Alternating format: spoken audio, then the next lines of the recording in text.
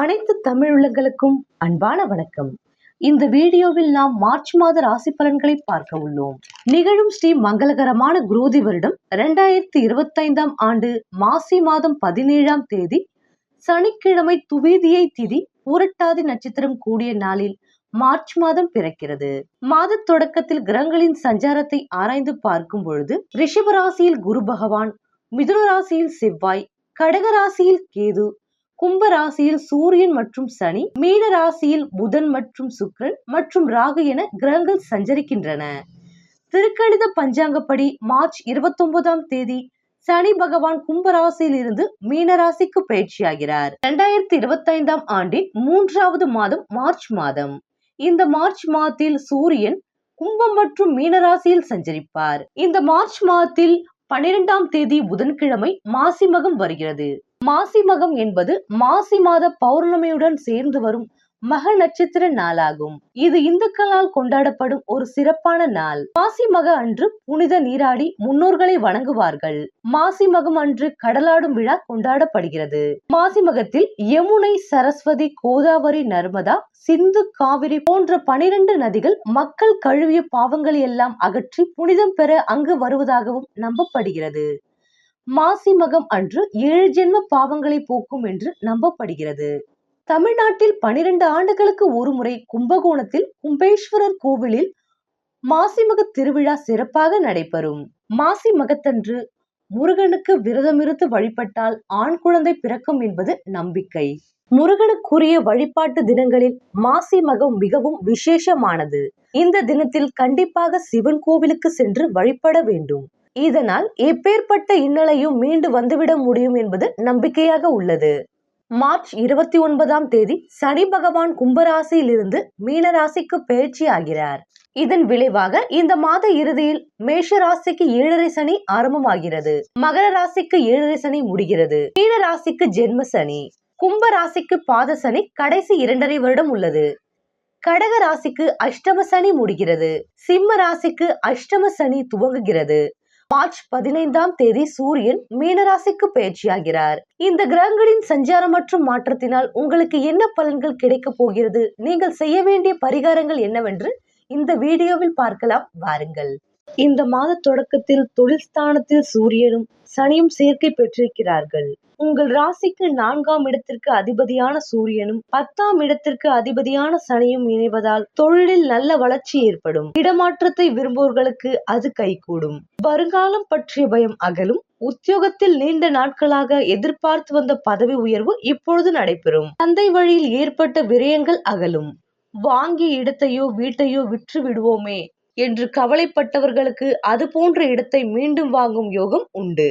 இருப்பினும் சூரியனும் சனியும் அடுத்தடுத்து இருக்கும் தலங்களுக்கு சென்று வழிபட்டு வருவது நல்லது.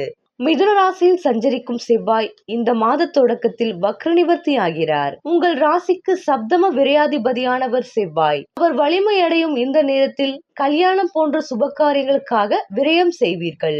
வாழ்க்கை துணையின் வேலையில் எதிர்பார்த்த மாற்றம் உருவாகும். அவர்களின் மேற்படிப்பிற்காகவோ வேலை சம்பந்தமாகவோ எடுத்த முயற்சிகளில் வெற்றி கிடைக்கும். வீட்டிற்கு தேவையான அத்தியாவசிய பொருட்கள் மட்டுமல்லாமல் ஆடம்பர பொருட்களையும் வாங்கி மகிழ்வீர்கள்.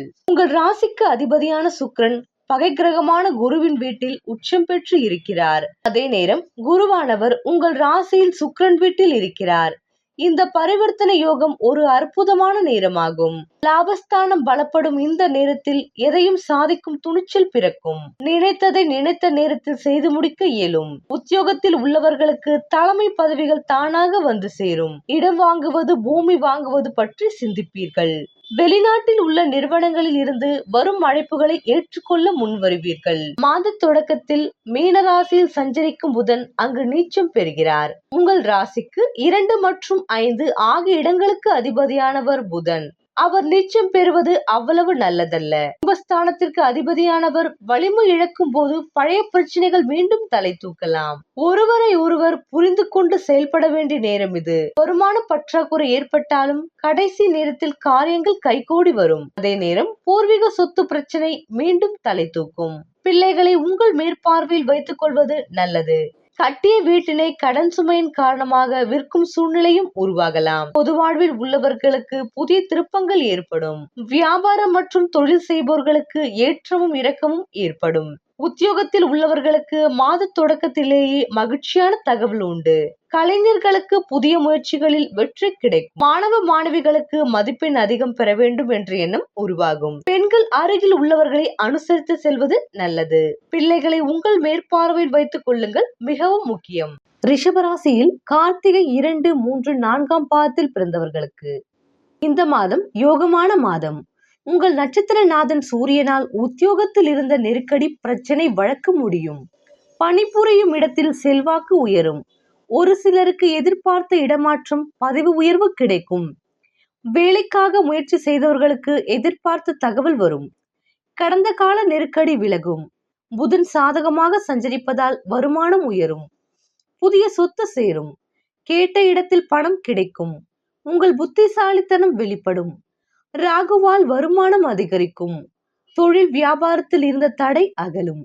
புதிய முயற்சிகளை லாபமாக்குவார். அந்நியரால் லாபம் கூடும். உங்கள் மனம் தெளிவடையும். குடும்பத்தில் இருந்த நெருக்கடி விலகும். அரசியல்வாதிகள் செல்வாக்கு உயரும். நேற்றைய பிரச்சனை முடிவிற்கு வரும். பூர்வீக சொத்துக்களில் ஏற்பட்ட வழக்கு உங்களுக்கு சாதகமாக முடியும். திருமண வயதினருக்கு தகுதியான வரன் கிடைக்கும். குடும்பத்தில் சுப நிகழ்ச்சி நடந்தேறும். மாணவர்களுக்கு படிப்பில் ஆர்வம் கூடும்.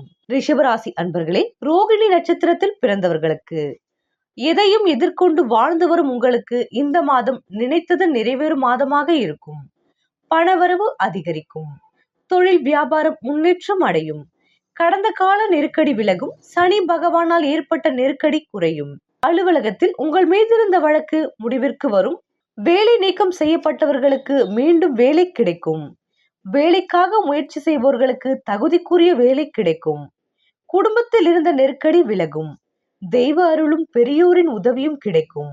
உங்கள் எதிர்பார்ப்பு பூர்த்தியாகும். புதிய இடம், வீடு என்ற கனவு நினைவாகும். அரசியல்வாதிகள் நிலை உயரும். தொண்டர்கள் பலர் கூடும். வெளிநாடு செல்வதற்காக மேற்கொண்ட முயற்சி வெற்றியாகும். ஒரு சிலர் புதிய தொழில் தொடங்குவீர்கள். பொன் பொருள் சேரும். குடும்பத்தில் மகிழ்ச்சி அதிகரிக்கும். ஒரு சிலர் புதிய வாகனம் வாங்குவீர்கள். தன குடும்ப ஸ்தானத்தில் விரையாதிபதி செவ்வாய் சஞ்சரிப்பதால் வார்த்தைகளில் நிதானம் தேவை. பிறரை அனுசரித்து செல்வது நல்லது. விவசாயிகள் தங்கள் வேலையில் முழுமையாக கவனம் செலுத்துவது நல்லது. மாணவர்களுக்கு படிப்பில் அக்கறை கூடும். ரிஷபராசி அன்பர்களே, மிருகசீரிடம் நட்சத்திரத்தில் பிறந்தவர்களுக்காக இந்த மாதம் உங்கள் நட்சத்திரநாதன் பிப்ரவரி 21 வக்ர நிவர்த்தி அடைவதால் செயல்களில் கவனம் வேண்டும். குடும்ப உறவுகளை அனுசரித்து செல்வது நல்லது. வரவு செலவில் நிதானம் தேவை. ராகு எதிர்பார்த்த வருமானத்தை வழங்குவார். சூரியனால் தொழிலில் முன்னேற்றத்தை ஏற்படுத்துவார். உத்தியோகத்தில் ஏற்பட்ட பிரச்சனைகளில் இருந்து உங்களை விடுவிப்பார். நேற்றைய முயற்சி இந்த நேரத்தில் வெற்றியாகும். புதிய தொழில் தொடங்குபவர்களுக்கு எதிர்பார்த்த அனுமதி கிடைக்கும். பெரியோரின் துணையும் ஆசிர்வாதமும் உண்டாகும். ஜென்ம ராசிக்குள் குரு சஞ்சரித்து வருவதால் அலைச்சல் அதிகரிக்கும். செல்வாக்கு உயரும். புதிய இடம், வீடு என வாங்குவீர்கள். மாணவர்களுக்கு படிப்பில் முன்னேற்றம் ஏற்படும். தடைப்பட்ட முயற்சி வெற்றியாகும். திருமண வயதினருக்கு பலம் தேடி வரும். பூர்வீக சொத்தில் இருந்த பிரச்சனைகள் முடியும். பிள்ளைகள் வழியில் ஏற்பட்ட நெருக்கடி விலகும் மற்றும் அவர்களால் பெருமை உண்டாகும். வெளிநாடு செல்வதற்கு மேற்கொண்ட முயற்சி நிறைவேறும். கணவன் மனைவிக்குள் ஒற்றுமை அதிகரிக்கும்.